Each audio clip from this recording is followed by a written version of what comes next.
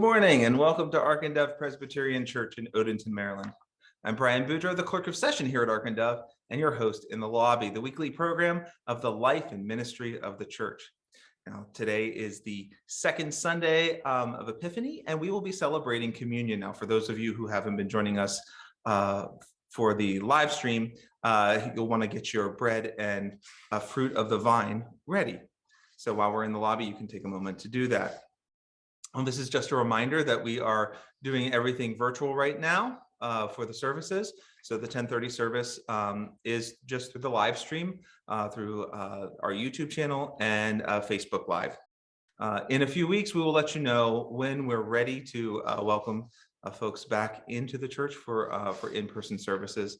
But we will be waiting for signs from the infection rates to get a bit better until then. I do want to remind everybody that we have a congregational meeting on January 30th, and the annual congregational meeting will be at 7 p.m.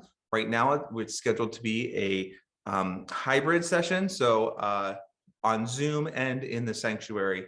And then following that, the adult education team will be hosting a congregational Zoom pub trivia. So I'm really looking forward to that and testing out my trivia skills. We have the children and youth programs are continuing at this point.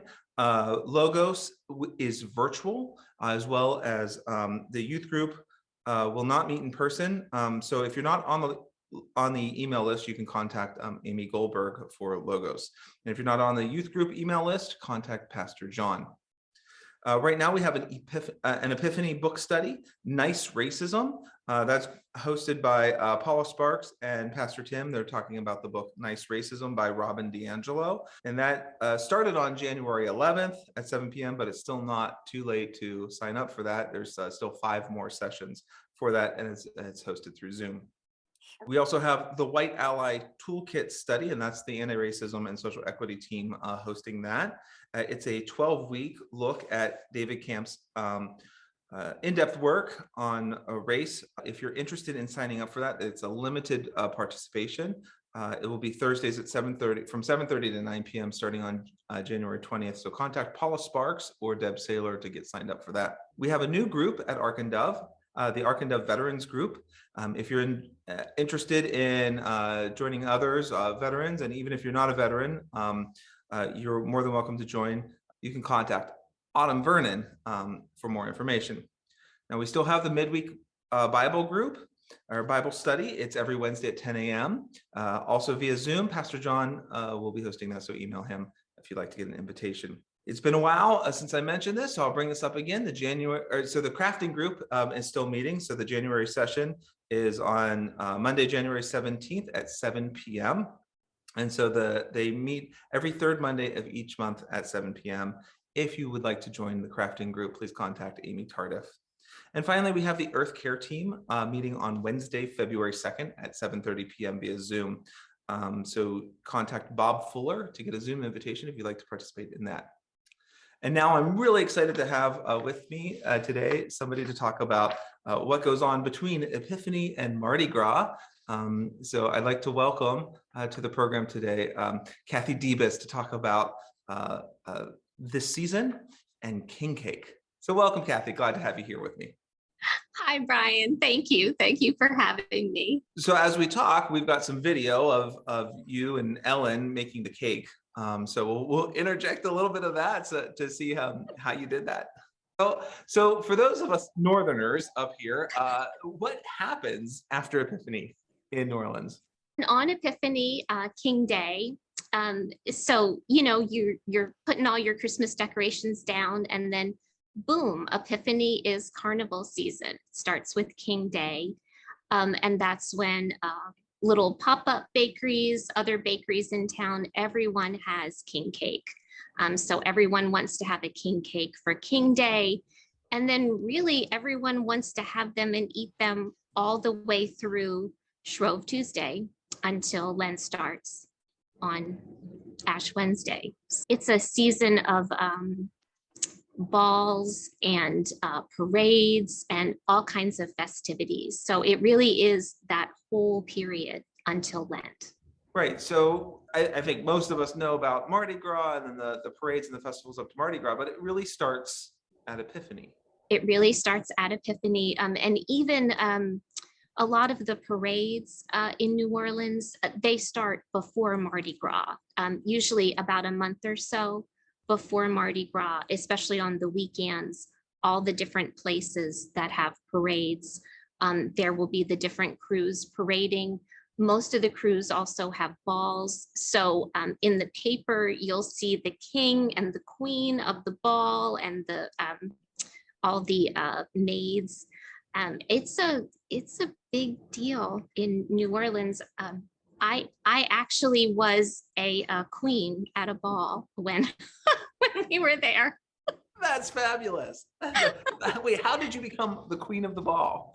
The armed forces, they had their own ball comprised of all the, the different services. And so you could just put your name in a hat to be part of either a maid or the queen. And I somehow got chosen to be the queen. So I wore, it was the Navy maid, so the queen of the Navy. I had a tiara and I had a long cape that I had, and I wore a long dress and I wore the gloves. Yeah, it's a whole deal. So a real belle of the ball. And so well, let me ask, so this was just for the ball, the dance, or were you part of a parade too? Were you on the float? We did not actually parade, unfortunately, but we did go to the Accent Annex and buy beads, and we did throw them that night at the ball to all the people waiting. So, that's wonderful. And now, how long were you in New Orleans? We came in the fall of '98 and we left in the summer of 2001. Well, I hope you learned how to make some good Creole and Cajun food while you were down there. A little bit. Yes, I did. Yeah, the food is amazing in New Orleans. It is. So let's talk a little bit about then the king cake. So I have right here the king cake, right? And so who made the king cake? So Ellen made the batter and I helped with some of the rolling it out. And then, it was sort of a collaborative project. Now there are different types of king cake. So if you go to France, they have a king cake that's Yes. made with like an almond paste and a puff pastry.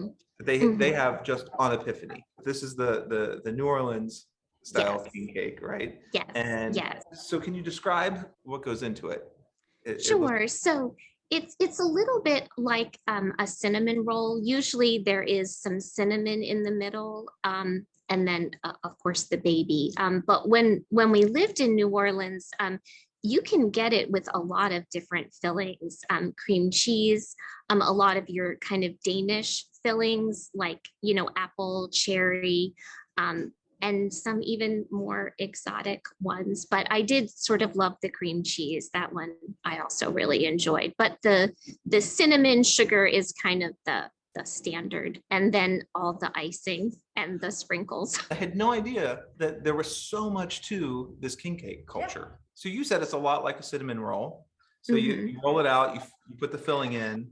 Right. Well, so it's a yeast dough, right? So you make the dough, then you knead it, you let it rise, you punch it down, then you roll it out, fill it, roll it back up, and then you form it into the circle and that second rise before it goes into the oven. So it does take a little bit of time. Do you bake it in a pan, or do you just let it free form? Just a baking sheet. Yeah, free form. Well, you did a very nice job. It's very circular.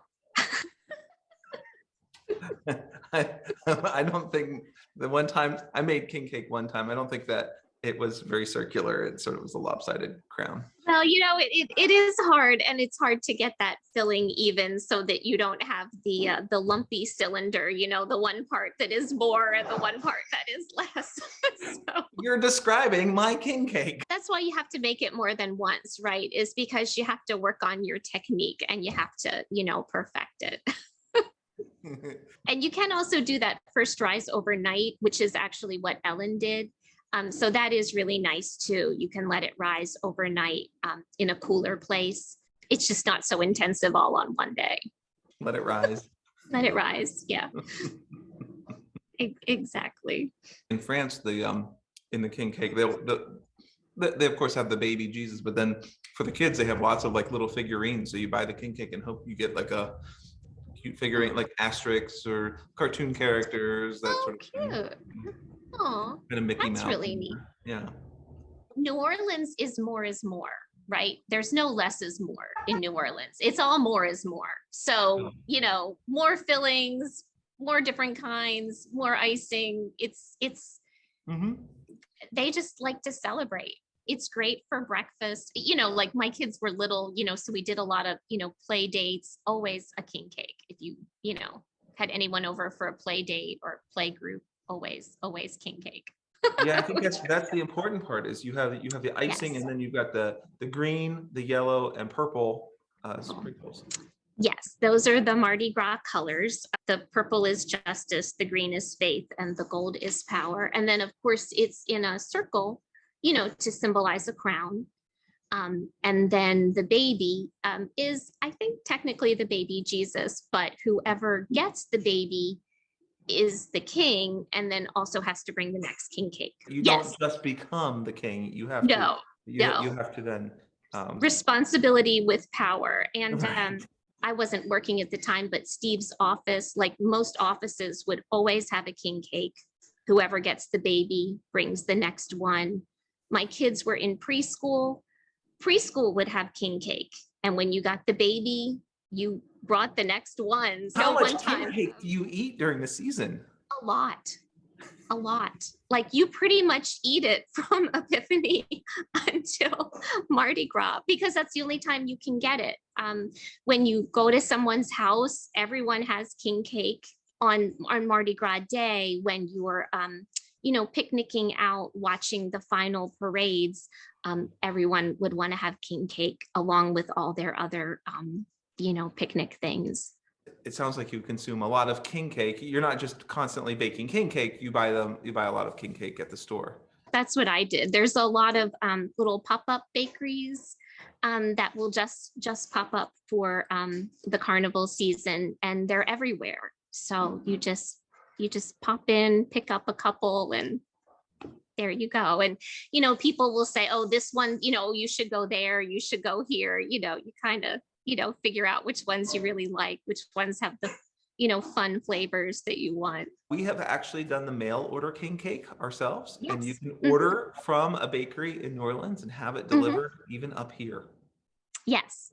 I think Randazzo's is a big one. I know Haydell's, which is a bakery near where we used to live in Metairie. They also ship. And they're good. Yeah, they are good. And sometimes Wegmans has them, and some of the other grocery stores, but they either tend to have them right at Epiphany or right at Mardi Gras. They don't always have them at all the in-between times. I'm just taking this, you are now giving us permission to consume king cake from now until Mardi Gras. Yes, absolutely. Yes, it is carnival season. Yes, I was trying to get in the spirit. I was listening to my Mardi Gras music today on my way to work, so I was thinking about Mardi Gras. Well, I have my slice of king cake that you made, so I'm gonna try a bite of it. Again, if you like a cinnamon roll, you're gonna like king cake. This is excellent. This is very good. When I read about the history, it is from France and Spain, and they each would kind of do their own version, and then New Orleans put their little spin on it. There are a lot of Catholic people who live in New Orleans. It is a very Catholic city. I think that's how that tradition came from there to here. Well, Kathy, thank you so much for joining me today and sharing the king cake with me. Delicious. And I encourage everybody starting now to get your king cake. Yes. You can enjoy king cake. We don't have to wait until Mardi Gras. That's you do not have to wait. No, but you're missing out if you wait. So thank you for joining me, Kathy. And thank you to everyone out there for joining me today. And it's always a pleasure to be able to come into your home. Everything we talked about can be found in the archive or on the webpage. So please be sure to check that out. In the meantime, stay safe, wear a mask, get your booster if you can, and the live stream service will begin in a moment.